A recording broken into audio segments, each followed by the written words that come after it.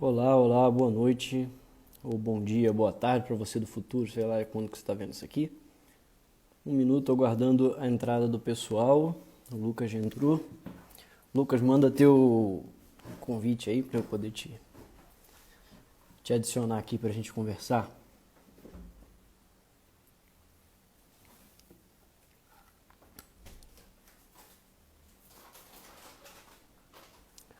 Deixa eu colocar aqui só a tag.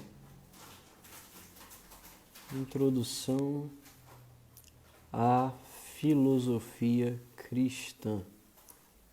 Então, publiquei. Deixa eu fixar aqui. Fixar comentário. O Lucas já mandou o convite. Ele já vai entrar. Vamos lá. E fala aí, Natan. Boa noite, meu irmão. Seja bem-vindo. Fala aí, Lucas. Salve, salve aí, meu garoto. Salve, meu amigo. Tudo tranquilo? Tudo bem, e você?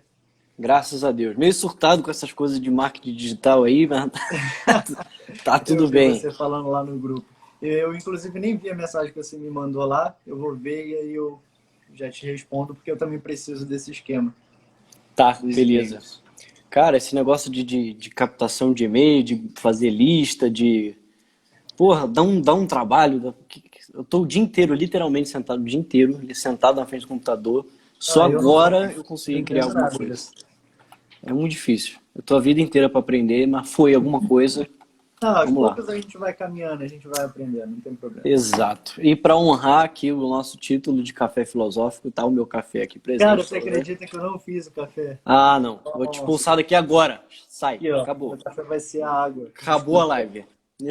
Nossa, eu esqueci de fazer o café, cara. Eu juro, eu sentei aqui, liguei os negócios e falei, cara, o café, o nome é café filosófico, eu não tenho café, mano.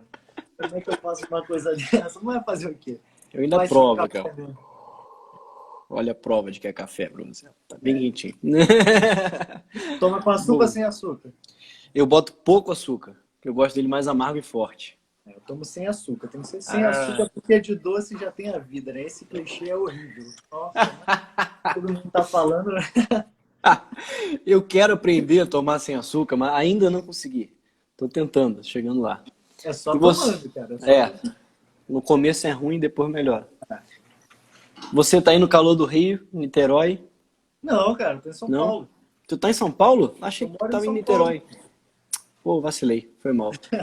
Mas tá um calorzinho aí, né?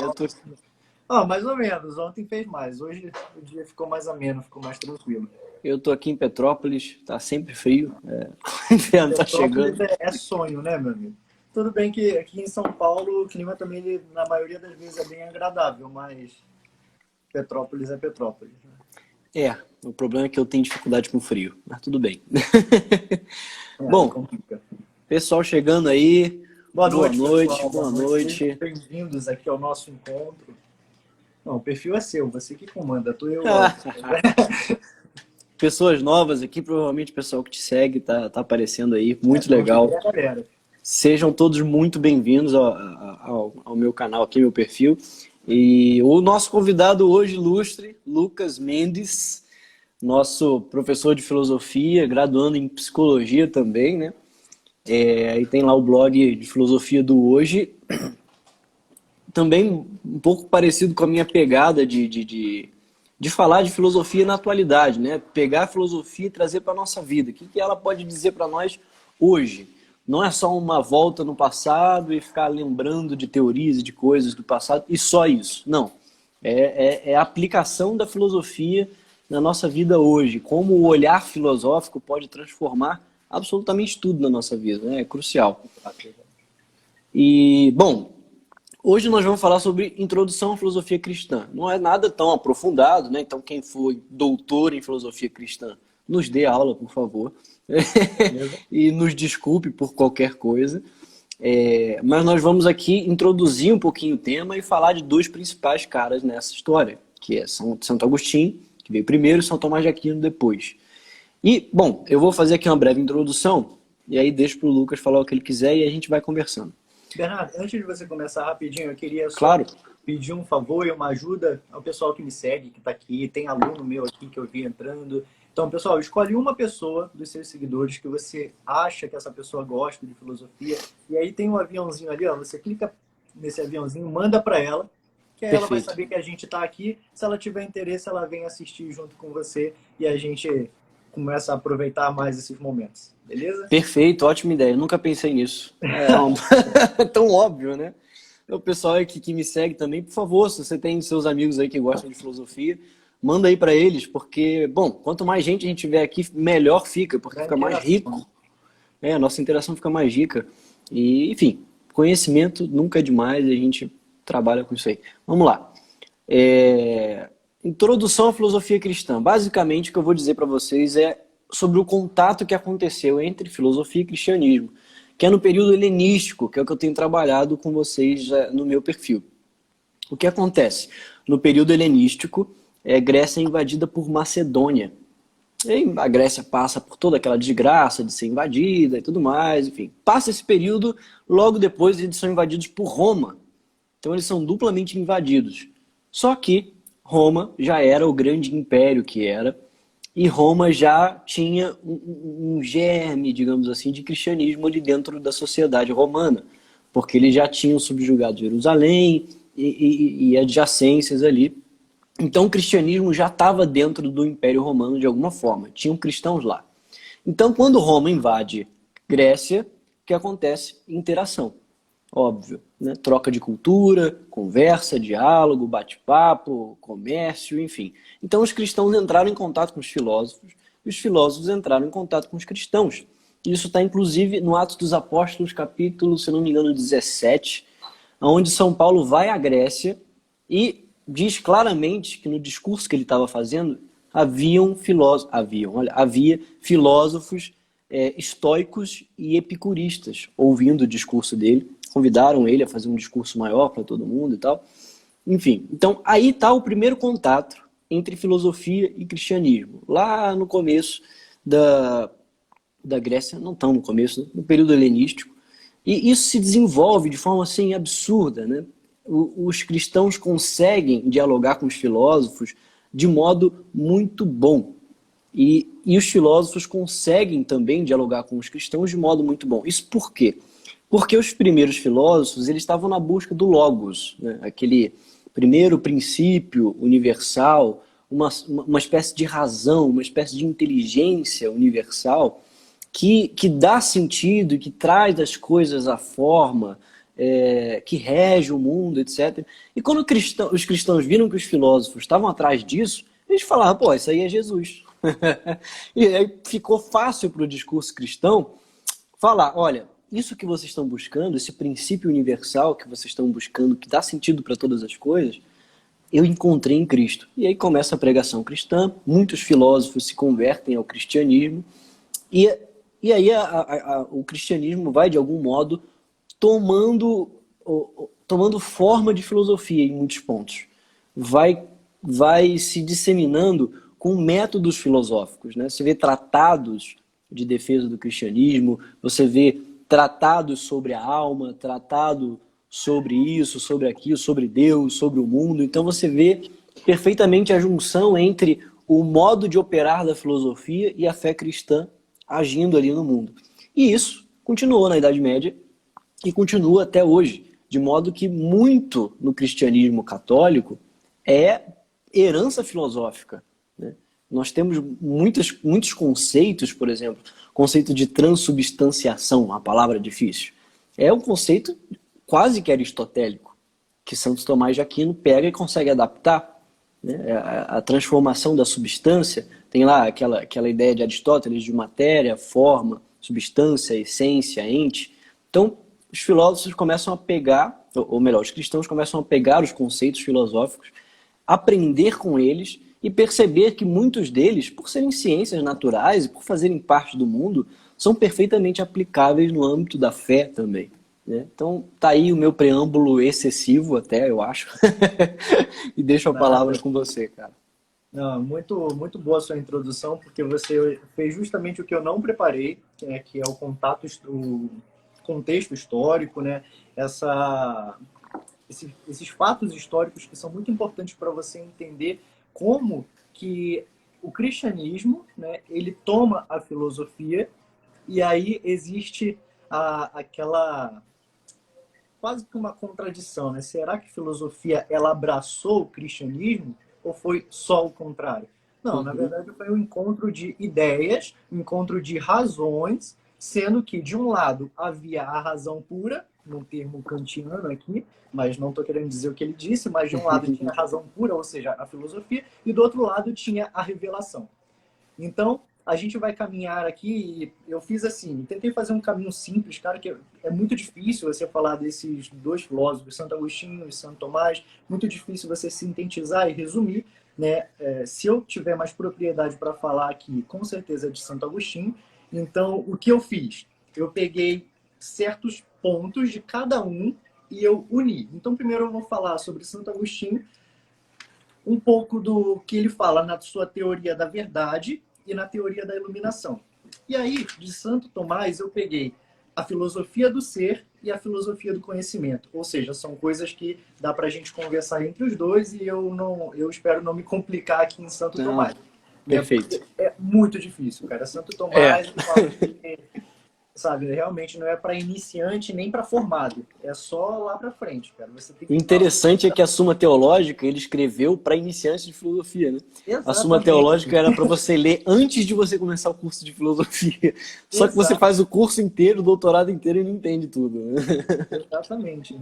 Então, vamos lá. Partindo desse princípio do contexto histórico que você falou, a gente vai entender, antes ainda da filosofia cristã propriamente dita, a gente precisa saber que houve um período patrístico, chamado período patrístico, que era onde dominavam a filosofia dos padres da igreja. Padres da igreja eram aqueles homens os primeiros homens que tinham o depósito fidei, chamado na igreja assim, que é o depósito da fé, ou seja, eles tinham a fé em Jesus Cristo, eles tinham essa certeza na revelação e na morte e ressurreição de Cristo. Então, eles que participam desses primeiros séculos após a ressurreição de Jesus, eles são chamados os padres da igreja. E foram justamente esses homens que desenvolveram essa primeira luz de uma filosofia cristã, unindo um pensamento racional com um pensamento cristão. Mas eles não fazem filosofia de fato. Né? A filosofia de fato mesmo ela entra depois ali com Boécio, etc. Então, nesse contexto ainda, a gente vai ver que o que houve, né, para uma grande ascensão para essa filosofia cristã foi a queda do Império Romano. Isso foi crucial e a gente com certeza não podemos negar, né, nós não podemos negar que a força da Igreja Católica ali enquanto ainda apóstolos, não falo Igreja Católica enquanto instituição estatal, vamos dizer assim, mas enquanto uma instituição divina com os apóstolos, foi crucial para essa queda do Império Romano. Né? O Império Romano ele cai pela força da fé. Ponto. Né? Não tem o que discutir com isso. A gente pode falar, não, foi briga de Estado, briga de governo, isso e aquilo, mas foi a ascendência dos apóstolos e a propagação da fé católica que fez com que aqueles famosos bárbaros que invadiam, que disseminavam toda Roma, sumissem. Né? O Império Exato. Romano, os bárbaros, tudo foi sendo colocado, sendo posto abaixo da revelação, abaixo da fé cristã. Então aí a gente tem o início ali da Idade Média, no finalzinho do século VII, início do século VIII, onde a gente vai ver que a gente pode começar a dizer que a filosofia moderna hoje ela não aceita, né, essa nomenclatura de que foi aí que começou a filosofia, é aí que começa a força da filosofia, mas a gente vai ver que, principalmente em Santo Agostinho, antes, melhor, de Santo Agostinho, né, se a gente for olhar aqueles que já tentavam fazer a ligação entre Deus e a fé, como que eles conseguem apropriar, né, os argumentos e naquilo que crê e naquilo que pensa. É interessante isso. E aí eu encontrei, né, aqui nas minhas pesquisas aquela famosa frase de Santo Anselmo, né, credo ut intelligem, que Uhum. eu creio, melhor, eu creio porque creio, né? E eu creio porque eu conheço, porque eu entendo, né? Então, essa fase da filosofia cristã, o início da filosofia cristã, ela vem justamente dizer que para você que você só pode crer se você conhecer. Você só pode crer se você se aprofundar naquilo. Não é simplesmente eu nasci numa família católica, eu nasci numa família protestante, eu vou seguir essa religião, eu vou seguir essa fé, porque me convém, porque eu gosto, porque Deus é bonitinho e ele é o melhor. Não, né? De fato, a gente vê que por essa linha filosófica cristã, a gente só aceita que você crê porque você tem um motivo embasado para você crer. Ou seja, você crê porque você conhece.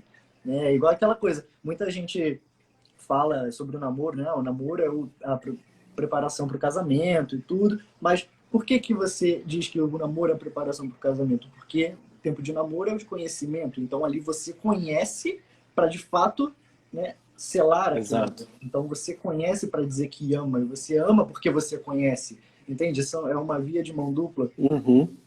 Então, isso, né, Santo Anselmo, ele quer dizer que ele compreende que o intelecto ele se sobrepõe ao interesse, então o nosso pensamento ele está muito além das nossas vontades, do nosso querer, do que a gente acha legal, do que a gente não acha legal. Então, alguns temas que eu vou introduzir aqui para a gente começar a falar de Santo Agostinho. Para falarmos, então, de filosofia cristã e a gente entender o que está por trás da filosofia cristã, a gente precisa primeiro ter consciente que eles sempre falam a partir da revelação. Isso é o crucial de tudo e o mais importante. Todo filósofo cristão, ele fala a partir da revelação. Sempre eles vão tratar de um tema sobre a criação. Eles não vão aceitar dizer que eles fazem filosofia da mesma forma que fazem teologia. Não. Filosofia é uma coisa, teologia é outra. Ainda que eles consigam andar com isso de mão dadas. Ou seja, a partir do momento que a revelação está por trás do pensamento filosófico, existe uma partícula de teologia ali, né? Porque Deus está presente nesse pensamento filosófico. Mas não é teologia. Por que não é teologia? Porque não é uma propriedade de tradição. Né? Isso não interfere no pensamento ou então nos dogmas. Né? Eu acho que os dogmas é perfeito para isso. Então a filosofia ela não confirma e não nega um dogma, mas sim a revelação a partir da teologia. Então não podemos confundir nunca a filosofia com a teologia e dizer que os filósofos cristãos, na verdade, eles eram só teólogos. Não. Tem aquela máxima medieval, né, que diz que a filosofia é serva da teologia, né? Então, Exato. os cristãos teólogos usavam da filosofia como uma ferramenta racional para trabalhar melhor a teologia, né? E embasados na carta de São Pedro, que diz: estais sempre prontos a dar razão de vossa esperança, né? Então tem essa pegada de que é preciso estar pronto para dar razão daquilo que você crê, né? Não só crer por crer. Razão e fé caminham juntas. Santo Agostinho depois vai dizer, né? Eu não vou estragar a frase para você poder dizer depois, né? Não, pode. Eu respondo depois, não tem problema. Mas é exatamente isso. E aí eu peguei uma frase aqui de um filósofo antigo que ele estudou bastante nessa era cristã, o Juan Luis Jordan. Ele fala o seguinte: perceber que a revelação produziu um importante papel dentro da própria filosofia é um tema que a gente precisa abordar. A pessoa, o amor, a liberdade e, sobretudo, Deus e a sua relação com o meio. E essa daqui é a síntese do que os filósofos cristãos eles fazem. Eles aproveitam, e aí a gente pode começar a falar dessa união entre a filosofia clássica, entre a filosofia antes do cristianismo, propriamente o desenvolvimento do helenismo, até essa era cristã. O que os cristãos fazem? Eles pegam justamente aqueles temas que em nenhum momento a filosofia clássica se preocupou em se aprofundar, ainda que tenha comentado, não se aprofundou. Então a filosofia cristã ela vê a pessoa, ela fala do amor intrapessoal, do amor extrapessoal, então ele fala de Deus, do amor de Deus a nós, de nós um com o outro. Ele coloca o tema da liberdade, até onde vai a liberdade do homem, né? E por que o homem é livre. E aí, sobretudo, ele coloca Deus como centro. E olha como que é fácil, é igualzinho você falou, cara. A minha fala era a sua. Como que é fácil para a filosofia cristã colocar Deus no centro da filosofia. Tá, Platão ele fala de um bem maior. Um bem que te tira da caverna para ver as coisas reais de fato, para você se desprender eu esqueci a palavra. Agora também esqueci. Da contemplação, né, das ideias. Então, esse Uhum. bem, ele é tão inquieto dentro de você que ele te tira apenas dessa contemplação das ideias para ver de fato a realidade, alguma realidade, né? A gente pode encontrar em Platão. Tá, Platão fala isso. Depois Aristóteles vem com uma ideia de motor imóvel, que move todas as coisas, mas não se move desde o princípio.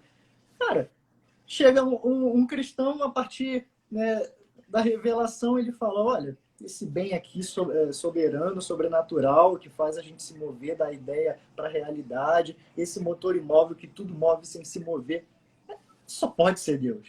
Tá de Exato. brincadeira. E o E mais aí, engraçado... Desculpa, pode falar. pode falar? Não, por favor. O engraçado é que você vai ver em Aristóteles, né, a doutrina dele de virtudes, basicamente é o que a igreja diz sobre santidade, quase. Se você acrescenta a revelação no que Aristóteles diz sobre virtude, é quase a santidade. Sócrates também é muito interessante que você vê em diversos diálogos, em Teeteto, por exemplo, Sócrates diz claramente que ele tem uma espécie de espírito divino que fala com ele, né?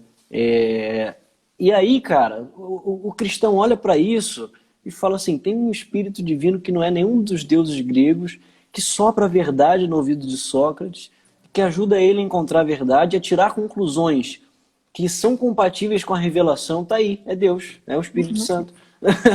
Então ficou Exato. muito fácil para os primeiros cristãos fazerem essa comparação, né? Exatamente. E aí, se você até pegar, se aprofundar em mitologia, eu não me aprofundei, não entendo muito de mitologia, mas um pouco que eu sei, eu consigo ver várias partículas ali de portas abertas para o cristianismo entrar e fazer ali, encontrar ali, na verdade, né, daqueles mitos, uma busca incansável por Deus, uma busca de uma... O mito é justamente isso, né? A explicação para a realidade. Uhum. Então, sempre buscando algo sobrenatural. E aí você encontra tudo ali. Você encontra caminhos, né? E aí agora a gente pode entrar em Santo Agostinho. Agostinho, ele vive ali entre 354 depois de Cristo, 430 depois de Cristo, então entre o século IV e o século V, fazendo esse preparo, essa introdução para a Idade Média. E aí, uma importância para você entender a filosofia de Santo Agostinho é você saber que toda a filosofia de Santo Agostinho está embasada, está sobre a sua existência, a sua Uhum. própria vida. E é por isso que eu me encanto muito mais com Agostinho. Que a gente, claro que a gente vai pegar, a gente tem a tendência a pegar um filósofo e a gente tem a tendência a fazer pesquisa sobre aquilo que mais se aproxima da nossa vida, sobre aquilo que tem mais Claro. sentido pra gente. Cara, e é isso. Santo Agostinho, eu me vejo muito em Agostinho. Porque Agostinho, ele passa por várias fases durante a sua vida. E o que mais me encanta é justamente ele encontrar Deus porque ele estava longe de Deus. Ele conhece Deus porque ele, de fato, ele não conhecia e ele não aceitava que pudesse existir essa verdade em Deus e que Deus pudesse ser encontrado e conhecido. E a partir dessa certeza de Santo Agostinho, como um cético, a gente ainda vai chegar, ele ainda vive uma fase antes do ceticismo, mas que ele nega, né? Ele nega totalmente. Não sei se eu poderia... enquanto cético, ele negaria totalmente a existência de Deus, né? Mas não sei se desde o princípio da vida dele ele negou, mas desde o princípio a gente pode afirmar que ele não se aproximava porque ele não acreditava nessa possibilidade de encontro com Deus. E a partir desse caminho de impossibilidade é onde ele encontra. E isso é magnífico, isso é gigante na filosofia dele. Então, foi através de uma obra de Cícero, né, que ele tem esse ímpeto de começar a, propriamente dita, né, o estudo da filosofia e essa inquietação de querer mais, de buscar mais. E aí, através dessa obra de Cícero, ele entra numa corrente filosófica da época, os maniqueístas, né? Então, Agostinho, ele acreditava que existiam duas forças potentes iguais, né, soberanas no mundo, ou seja, a força do bem e a força do mal. Elas eram potencialmente iguais, então poderosamente iguais, e uma lutava com a outra para conquistar o mundo, para ter o poder sobre o mundo. Então, durante muito tempo, Agostinho ele serviu essa corrente. Muito tempo ele estudou, ele se debruçou os estudos por um olhar maniqueísta da realidade, da vida, né? E aí, depois disso, que ele vai passar para o ceticismo. E no ceticismo ele não acredita, perdão, que ele consegue alcançar a verdade e que ele pode dar a certeza de alguma coisa, né? E aí, dentro desse ceticismo, ele viveu ainda menos tempo no ceticismo do que como no maniqueísmo. E aí, no final do ceticismo, ele começa a se deparar com as obras de Plotino, do neoplatonismo. Por isso que eu não gosto de afirmar que o platonismo em si teve muita força sobre Agostinho. Eu não afirmaria isso, mas eu afirmaria com toda certeza que o neoplatonismo ele constituiu toda a filosofia de Agostinho. Perfeito. Porque o neoplatonismo ele aprimora o platonismo, ele coloca o nous ali, né, na conversa como algo superior, como algo que guia o homem. Talvez seria o que Platão chamou de bem, né? Mas aí Plotino ele vem dar esse nome de nous a um espírito que faz isso. E aí Agostinho ele pega essa obra mais espiritualizada, ele vê que o neoplatonismo ele abre esse caminho totalmente de uma visão espiritual da filosofia, algo que não foi feito antes, começou a ser feito por Platão e aprimorado por Plotino, como a gente falou. E aí, mergulhando nisso, é onde Agostinho, de fato, ele vê que existe um outro lado da história, né? Onde ele pode seguir ainda mais à frente e ele não faz mais sentido para ele negar a realidade, não faz mais sentido para ele negar a existência ou a não existência das coisas. Acho que a gente pode dizer que é um momento de imparcialidade de Santo Agostinho aí. E aí onde ele encontra Santo Ambrósio, e a partir das pregações de Santo Ambrósio, principalmente, né, ele vê, né, eu não sei aqui qual livro, mas diz, né, que uma pregação de Santo Ambrósio, Santo Agostinho tinha ouvido que o homem possui uma alma espiritual. Isso daí já estava na filosofia, né, de Platão e do neoplatonismo. Mas quando o Agostinho ele percebe que isso está sendo falado dentro de uma realidade cristã, cara, o cristianismo está falando, né? Alguém da igreja está falando que aqui os homens eles acreditam que os homens possuem uma alma espiritual. Então, aonde isso pode me levar? Então, toda essa inclinação de Santo Agostinho é o que leva ele a fazer essa filosofia cristã. E aí, ele se converte, né? Santo Agostinho ele se converte ao catolicismo e futuramente ele se torna bispo de Hipona, né? E algumas chaves de leituras aqui para a gente entender Santo Agostinho. Sempre que a gente lê e vê a filosofia de Santo Agostinho, a gente precisa saber que ele falou muito sobre o homem, sobre a humanidade decaída, sobre uma humanidade redimida e chamada por Deus para alcançar a verdade, só que alcançar a verdade pela graça, né? Então, olha que interessante. Agostinho ele começa a pensar o homem. Depois de pensar o homem, ele pensa a humanidade. Ele vê que essa humanidade é pecadora, é decaída. E vendo essa humanidade decaída, ele vê que essa mesma humanidade ela foi redimida por Deus, né? E por essa humanidade ser redimida, ter sido redimida, essa remissão é justamente o caminho que Deus concede, que Deus dá para que o homem chegue e encontre a verdade, mas o homem só encontra a verdade, só chega à verdade através da graça desse mesmo Deus que redimiu essa humanidade decaída, né? Não tem outro caminho. Perfeito. E aí a gente entra aqui um pouco na teoria da verdade de Santo Agostinho. Hoje, o tema, né, eu até tratava com os meus alunos numa introdução à filosofia, eu lançava para eles uma aula típica de verdade. A verdade existe, não existe, o que seria a verdade? A definição que eu dei para eles de verdade foi de Santo Tomás, né? A verdade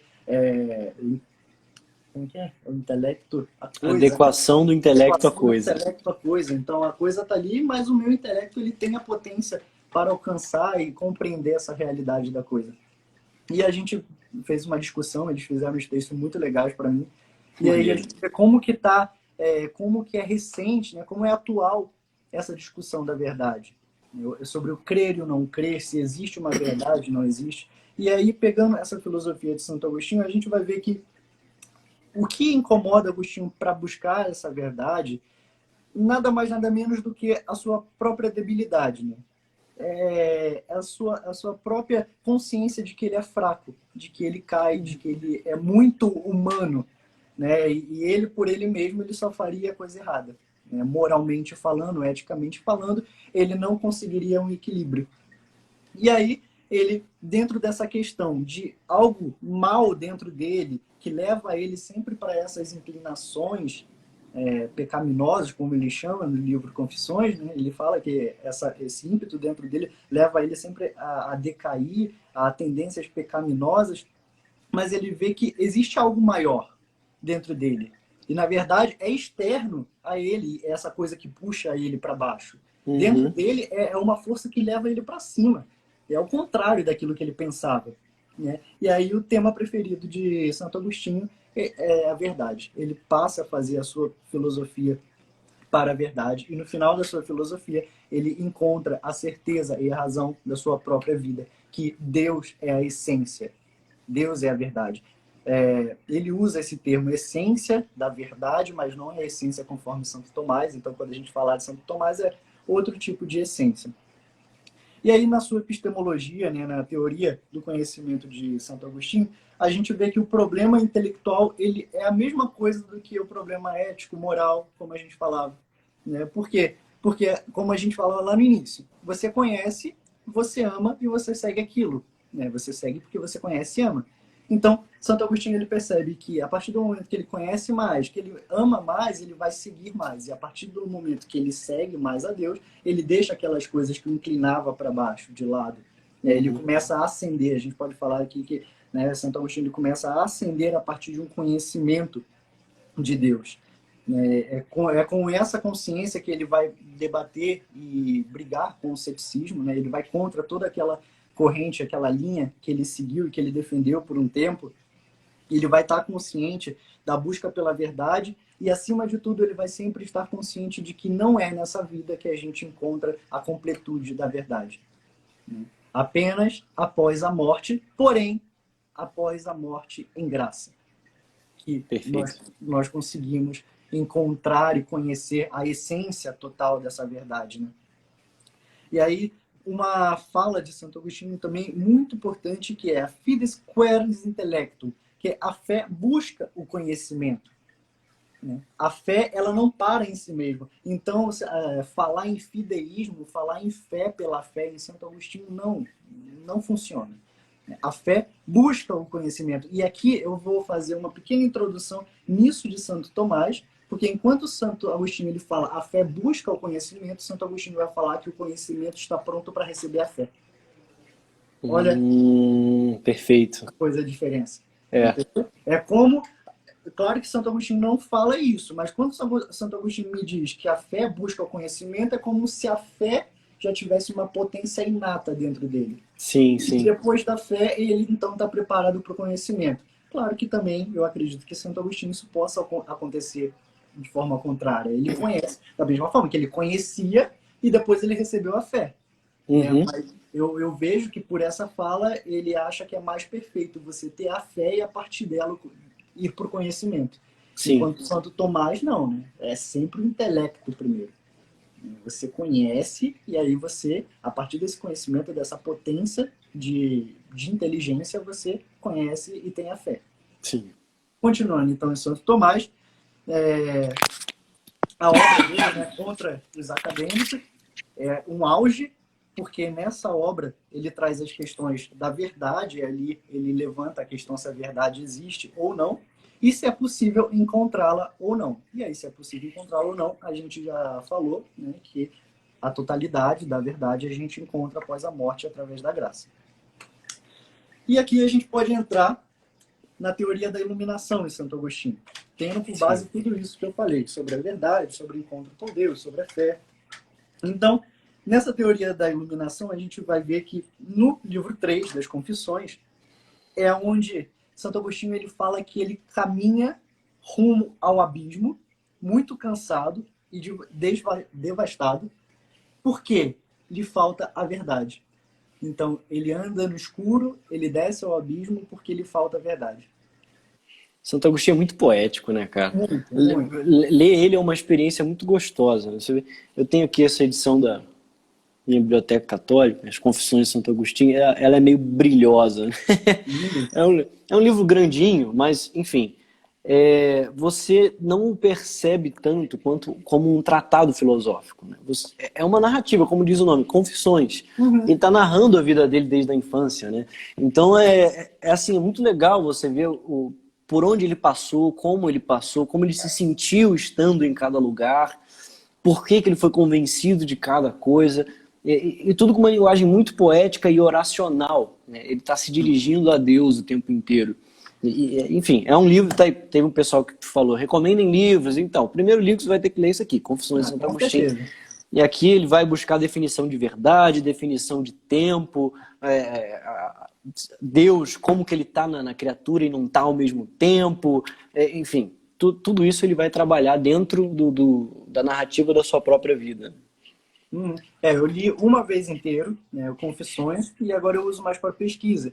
Mas eu Sim. lembro que a primeira vez que eu li Confissões, eu ficava ansioso para chegar à parte que ele se convertia, cara. Porque começa a dar uma ansiedade, quando ele começa a falar da memória, quando ele começa a fazer esse retrocesso na vida dele, buscando a Deus, e ele sempre dialoga com Deus, deixando claro que ele não acreditava naquilo. Né? Claro que ele escreve confissões depois de convertido, mas ele Sim. fazendo aquela autobibliografia dele, ele vai falando, cara, como Deus, como que eu não pude te encontrar? Como que eu não pude perceber que ali era você? Como que eu não pude perceber que nas árvores eu conseguia te encontrar, que no céu eu conseguia nos animais? Cara, isso é magnífico, né? Você vai E vendo a só lá no angústia livro... existencial dele, né? É doloroso. Exato. Né? E aí só lá no livro 10, se eu não me engano, né, que ele faz então aquela experiência, ele declama, para mim aquilo é um poema, né? Tarde te amei, beleza tão bela, tão nova e tão antiga, estava tão fora e tão dentro, e eu procurava fora e na verdade você estava tão dentro em mim. Então isso é Uhum. maravilhoso, é fantástico. E aí a gente, aproveitando esse caminho, né, de encontro com Deus e tudo. Ah, Bernardo, se você puder, anota as perguntas, se o pessoal Tá, fizer. pode deixar. O pessoal que quiser fazer pergunta, pode fazer que eu vou estar anotando aqui. E aí a É, gente não vai deixar de responder, tá? Pode deixar as perguntas aí. isso. Aí, continuando aqui nessa questão do encontro de Agostinho com Deus, desse impulso que leva ele a encontrar a verdade, a gente vai ter a teoria da iluminação. E essa teoria da iluminação, eu escolhi falar dela aqui, não para dizer para vocês o que é e nem para finalizar ela com vocês. Por quê? Porque nem Santo Agostinho conseguiu finalizar essa teoria. E essa teoria, além dela ser muito complexa, ela gerou muitos problemas. Né? Na Idade Média, principalmente, nossa, muita gente debateu essa teoria, porque como Agostinho ele deixa aberto a teoria da iluminação, ele não explica como acontece essa iluminação e o que é de fato essa iluminação. A gente só consegue entender essa iluminação se a gente tem todo esse histórico da vida de Agostinho, se a gente entende de fato a filosofia de Agostinho. Aí vem um gnóstico, vem um cético, pega essa teoria da iluminação, ele transforma no que ele quiser, porque ele não tem esse embasamento. A única coisa que ele tem é uma tendência a sacanear a filosofia e a teoria do cara, só isso. Né? Então, nessa teoria da iluminação, Agostinho ele vai começar a dizer que ele buscava a Deus e ele não encontrava, que ele não buscava a Deus com a inteligência, mas apenas com os sentidos. E era esse o problema de Agostinho. Era por isso que ele rodava e não encontrava a Deus. Mas ele percebe que ainda nos sentidos ele conseguiu ver uma luz no fim do túnel. E é nessa luz do fim do túnel que ele vai elencar os 3 níveis de conhecimento. O nível mais baixo, o nível mais alto e, entre eles dois, o nível intermediário. Né? O nível mais baixo, então, ele vai dizer que é esse conhecimento que está nas sensações, que é comum a todos os homens. Ele até fala, né, para os brutos, ou seja, para os bárbaros, até mesmo os bárbaros possuem esse nível de conhecimento, que é o mais baixo, pelas sensações. O mais alto é aquele conhecimento mais peculiar. É um conhecimento que só pode se dar, só pode se alcançar por meio da contemplação. Ou seja, apenas contemplando, você consegue chegar a esse conhecimento maior. E é onde você chega a esse conhecimento maior? A sabedoria suprema, a grande verdade, a Deus. E aí, esse intermediário é aquilo ali que você ainda está um pouco inseguro pelos sentidos, mas você já se sente caminhando um pouco mais para uma contemplação. E aí, somente quando você passa, você de fato, você larga os sentidos. Quando os sentidos eles já não te atrapalham nessa contemplação, você então dá o upgrade, vira aquele Pokémon que você consegue contemplar de fato, e chegar ao conhecimento mais alto.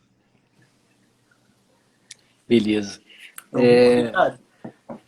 Queria que você falasse um pouquinho melhor sobre a teoria da iluminação. Não sei se você está acostumado, familiarizado com o vestibular, Sim, o sim. Enem, assim.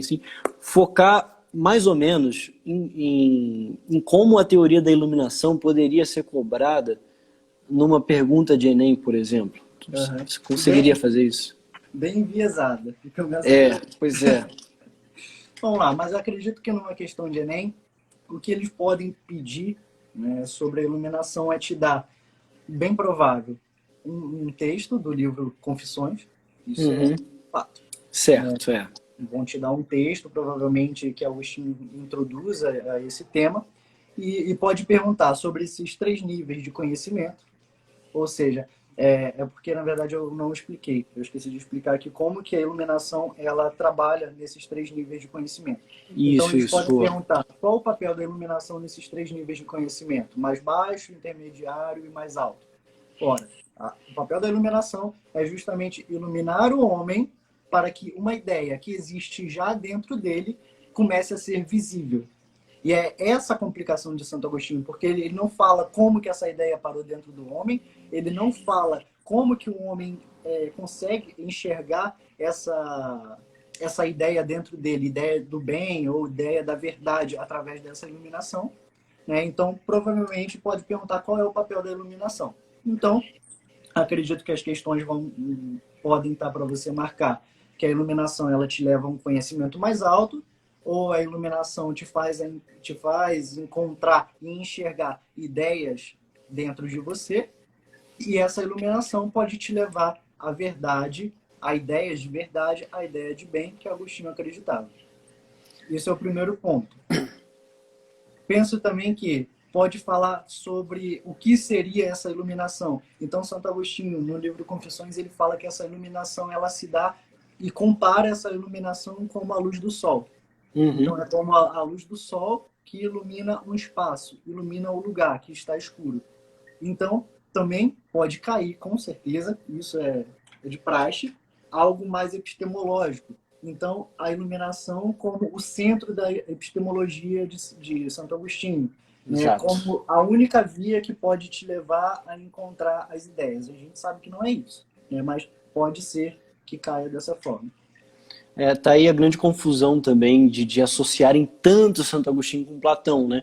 De dizer que para Santo Agostinho, de alguma forma, existe um mundo das ideias em que já há o conhecimento e a iluminação de Deus te dá acesso a esse mundo das ideias. E não é isso, né? Santo Agostinho acreditava assim, no céu, no transcendente, e a iluminação, a graça divina, te leva para Deus e te leva a conhecer a verdade. Mas não é no mesmo sentido do mundo das ideias de Platão, entende?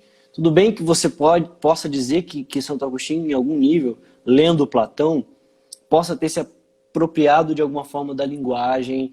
Eu acredito que sobre a linguagem a gente pode falar que ele se apropriou totalmente. Sim, sim. Agora, para dizer que é a mesma coisa, que a concepção de céu de Santo Agostinho é a concepção de teoria das ideias de Platão, que é como a gente vê muitas vezes a maioria das pessoas falando, não é isso. Né? Então, não existe fiquem atentos, né, em Santo Agostinho. Exatamente. De forma nenhuma, não existe você reencarnar não sei quantas vezes até você encontrar a sua forma de ideia perfeita, aquela ideia que você precisa alcançar, não, de forma alguma. Em Platão tem aquela ideia de que a sua alma já conhece tudo e você, pela dialética... Anamnese, né? Você faz anamnese. Isso, faz a anamnese com a dialética, né? E aí você tem uma hora que dá um clique na sua cabeça, sua alma lembra de uma verdade que ela já contemplou quando ela estava no mundo das ideias. E não é isso que está em Santo Agostinho, né? A iluminação em Santo Agostinho é a luz de Deus que alcança você e te apresenta a verdade, te mostra a verdade. Não é que tua alma lembre de algo que ela já viu. Exato. Mas tem essa diferença. o que eu consigo interpretar dessa ideia que já está dentro de mim, eu preciso de uma iluminação, não é nada mais daquilo que ele fala, também, se eu não me engano, no livro 10 ou 11. Né? Eu voltei para onde eu vi. Então, ele vem de Deus e ele volta para Deus. Se ele vem de Deus, ele tem resquícios de Deus nele. Então, ele só lembra de onde ele veio, ele só faz esse caminho de volta. Então, é essa a ideia, é a ideia da verdade. Em todos nós, criados por Deus, nós temos dentro de nós a tendência ao bem. Né? Perfeito. É aquilo que, se eu não me engano, é Santo Anselmo, né, que vai falar que todos nós possuímos a semente da verdade, a semente do verbo, perdão. Semente do verbo, isso. O verbo semente quórum, então a semente do verbo. É isso. Todos nós possuímos. Aquele que numa linguagem ética e moral é bom ou é mal, não, ele possui dentro dele resquícios da verdade, ele possui dentro dele resquícios do bem. E por quê? Isso aqui eu nem tinha preparado. Eu não ia falar da teoria do bem e do mal em Santo Agostinho, mas isso abre muito margem. Por que Agostinho ele vai dizer que todos possuem essa ideia dentro dele, essa iluminação que pode chegar à verdade? Porque o mal ontológico, o mal em si, não existe. Para Agostinho, não existe. A gente não pode falar que existe um ser como no maniqueísmo, né? E eu acredito que ele faz essa teoria porque ele experimentou isso na vida dele. Ele falava que existia duas forças iguais, bem e mal, e ele fala, não. O mal, se a gente for pensar, tá, o que é o demônio? Vamos falar do demônio. O que é o demônio? É um anjo decaído. Um anjo decaído, ele é criado por Deus, enquanto anjo. O que decai, né, que cai porque ele desobedece.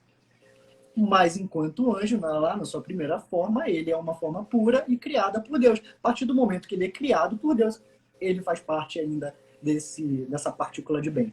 Ele ainda é bom, enquanto ontologicamente. É muito difícil de aceitar isso, é muito difícil de entender isso, mas eu acredito. Que de alguma forma ele está no desígnio de bondade de um Deus que é bom. Exatamente. Mesmo ele estando fora da comunhão com esse Deus, ele de alguma forma faz parte da bondade de Deus para a sua criação. Né?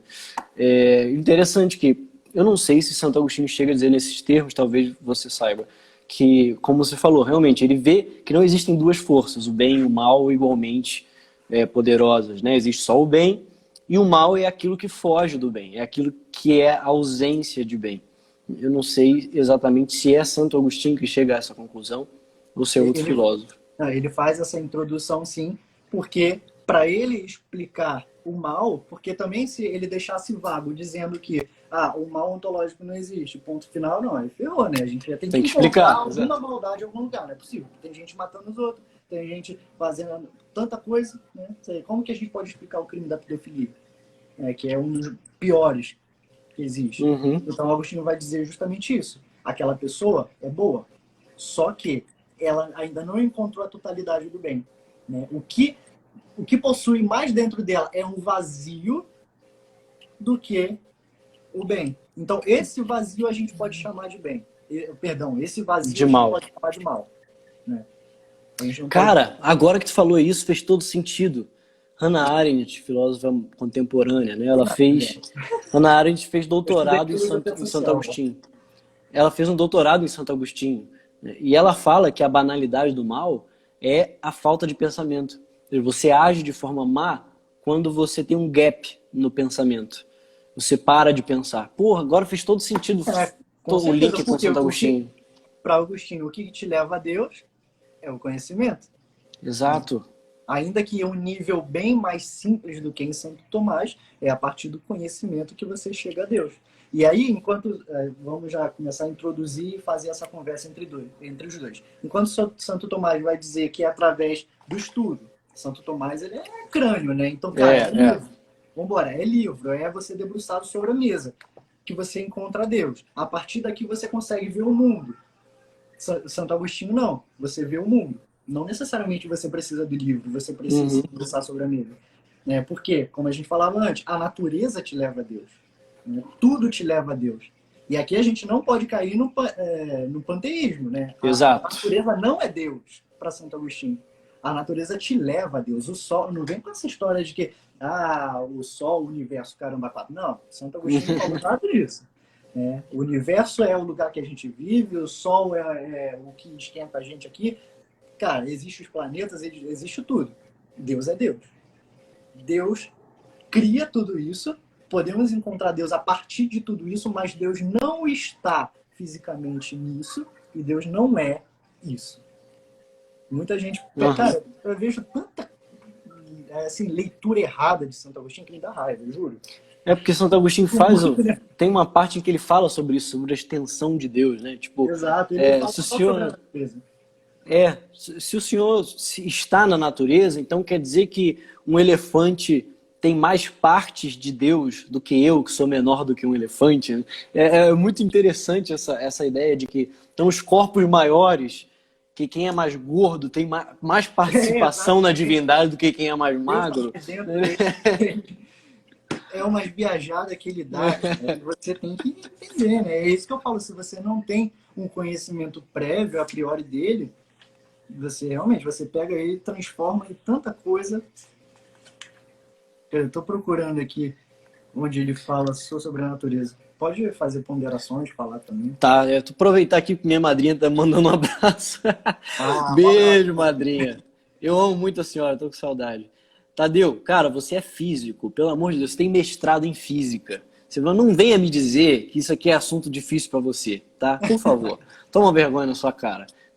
Eu tenho vergonha de falar contigo, porque física é física, eu não consigo. Tem uma dúvida aqui. Fala aí, depois a gente vai. Eu encontrei uma coisa que cabe nesse assunto sobre bem e mal, já que a gente entrou, né? O que acontece? Santo Agostinho ele vai pegar um pouco daquilo que Aristóteles também falou, enquanto daimon, né? Então, a busca da felicidade, enquanto o homem que tende à felicidade, Santo Agostinho ele vai falar justamente isso, né? Que o homem ele tende à felicidade. Então, o primeiro passo seria a busca do conhecimento. Esse conhecimento que vai inquietar o homem, que vai fazer buscar a Deus. E essa busca de Deus é justamente esse vazio que falta para ele ser feliz. E por que o homem se perde no meio do caminho? Por que Santo Agostinho ele se perdeu durante muito tempo da vida dele? Porque ele buscava essa felicidade em tudo que ele via. Então ele só tinha aquele conhecimento mais baixo, que a gente falava. E aí tudo que ele via pela frente, tudo que satisfazia ele, então aquilo que ele acreditava que ia satisfazer, ia torná-lo feliz para sempre, ele se metia, ele mergulhava de cabeça. Mas só que aquilo passava. E aí depois ele percebe que não, a felicidade eterna está na verdade, na essência da verdade, que é Deus. E vem aquela frase, né? Eu te buscava fora quando tu estavas dentro. Exatamente. E aí a gente, por causa da questão de tempo, fazer logo o link aqui com Santo Tomás, a questão da verdade, porque a questão da verdade também é central em Santo Tomás de Aquino. E aí é o que o Lucas tinha falado antes, né? O conceito de verdade para Santo Tomás é a adequação do intelecto à coisa. Ou seja, o mundo real existe. Dizem as historinhas, né? Que Santo Tomás começava a aula de filosofia dele assim. Ele pegava uma maçã, colocava a maçã em cima da mesa e falava, isso aqui é uma maçã. Quem não concorda com isso pode sair. Porque a realidade é a realidade e a gente não tem nenhum tipo de influência sobre a existência, né? O mundo existe antes da gente, continua existindo enquanto existimos e vai continuar existindo depois que a gente se for.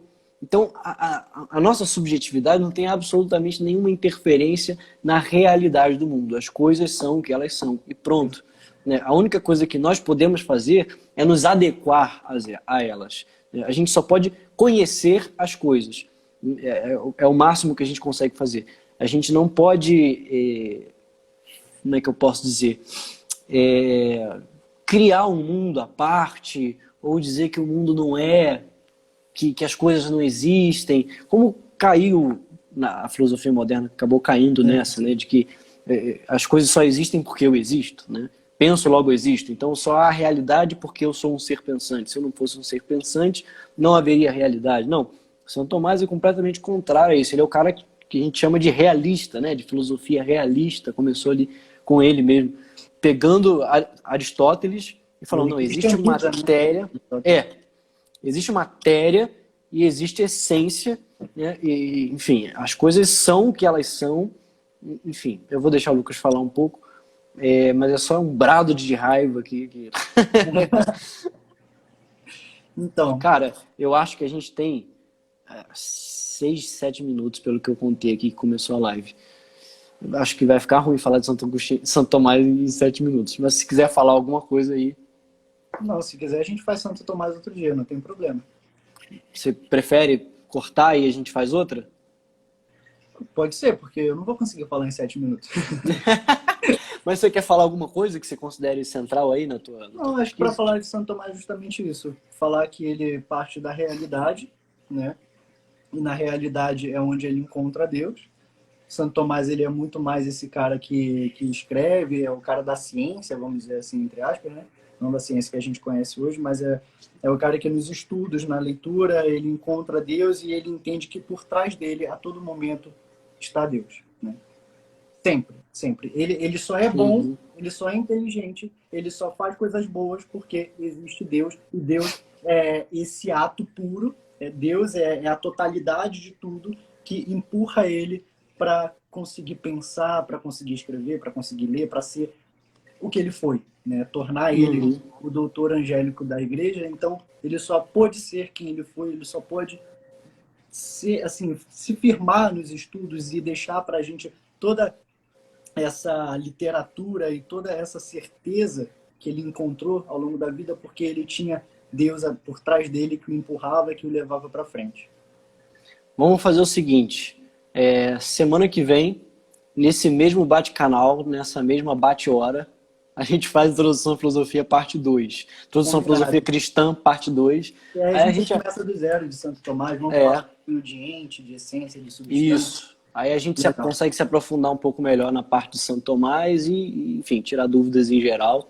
Eu queria só responder aqui, acho que é a Camila, né? Mila Navarro. Puxa, cheguei no final. Amiga, Camila, vai ficar gravado aqui no meu perfil. Seja muito bem-vinda, muito obrigado por semana aparecer que aí. vem, volte. Exatamente. Então vai ficar gravado no meu perfil. Eu vou salvar essa live, depois eu vou colocar no meu feed. Não sei se o Lucas também vai fazer isso, mas enfim, vai estar disponível para você de alguma forma. E semana que vem, mesmo bate-canal, mesma bate-hora, né? Quinta-feira, quinta? Hoje é quinta? Quinta-feira, 8h30, a gente volta com Introdução à Filosofia Cristã, parte 2. A gente fala mais de São Tomás. Só dá tempo ainda, tem umas 2, 3 minutinhos. A Lita Moraes, que me segue, né? Muito obrigado por você estar aí, minha querida. Cara, ela curte tudo, ela tá dentro de tudo. Ela me Muito segue bom. também, sempre Segue também, pergunta, muito manda bom, mensagem, muito bom. agradeço Parabéns pela muito. iniciativa Muito bom. de buscar. Por qual leitura devo começar? Tanto em Santo Tomás quanto em Santo Agostinho. Cara, eu acredito que para Santo Agostinho tem que ser Confissões. O que tu acha? Eu não indico nenhuma leitura direta para começar. Acho que Cara, ela para pode ir Santo para Tomás eu também não indico direta, não. Santo acho que Tomás pode ir para um comentador. É, Então pode buscar ou por Giovanni Reale ou então o Etienne Gilson. exato. Então vai ficar a dica de Introdução à Filosofia Cristã. Você procura um cara chamado Etienne Gilson. Escreve Gilson. Introdução à Filosofia Cristã. Ele tem esse livro. E para Santo Tomás, tem aí, para Santo Tomás e para Santo Agostinho, procura um cara chamado Giovanni Reale. E aí você vai ver, tem comentários sobre tanto Santo Agostinho quanto Santo Tomás, quanto quem você quiser na filosofia, que o cara fez a história da filosofia completa, e o Mas cara é o muito mais bom. fiel deles dois é o Gilson. O Gilson, sim. O mais fiel. Ó, a Lita falou que ela precisa apresentar uma obra de filosofia medieval. Então, se você precisa fazer um trabalho sobre isso, eu te Escolhe um aconselho... livro dentro do livro de confissões, eu acho. Pega as confissões, vê um livro que você acha mais fácil, tem PDF na internet. E se precisar de ajuda, me chama no privado, tá, Lita? Ou o Lucas, enfim, quem que quer, a gente te ajuda sem dúvida nenhuma, tá?